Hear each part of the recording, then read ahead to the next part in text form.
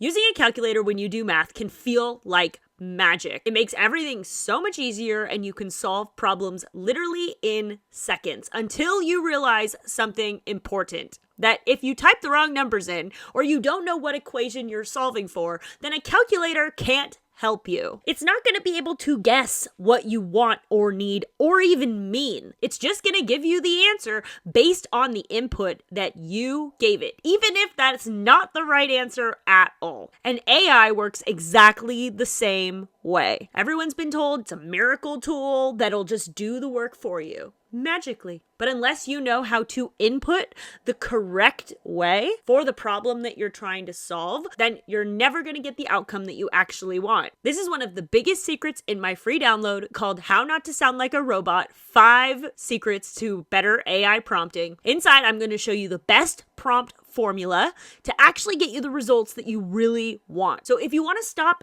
guessing and start getting the real answers from AI that are actually going to help you move your business forward, then grab your free copy and let's make your next calculation a win. See you there.